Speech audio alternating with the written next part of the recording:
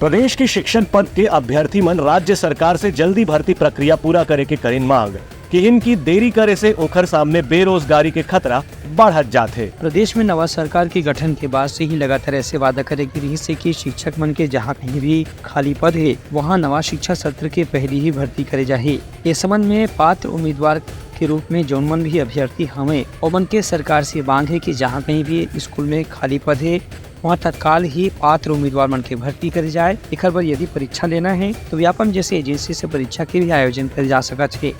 अभ्यर्थी मन के कहना है कि मन शिक्षक के सभी पात्रता ला पूरा करते हैं। एक संगे संग टेट के परीक्षा के अलावा केंद्र सरकार के टेट के परीक्षा भी पास कर चुके हैं। ऐसे में यदि इस साल और शिक्षक मन की भर्ती नहीं होगी तो उम्र सीमा बढ़े के स्थिति मन ला रोजगार मिले के संभावना कम हो सकत है। बता दें कि शिक्षक मन की करीब 1000 पद में अभी भी भर्ती होना है। वहीं व्याख्याता के 55 पद भी खाली है। इस संबंध में अनुसूचित जाति जनजाति आयोग के संबंध में भी अभ्यर्थी मन डाले मांग करे गए है कि वहाँ भी यदि वो आयोग से संबंधित कोई संस्था में पद खाली हो तो वहाँ भी भर्ती के प्रक्रिया तत्काल पूरा करे जाए। Bureau report Telangana news.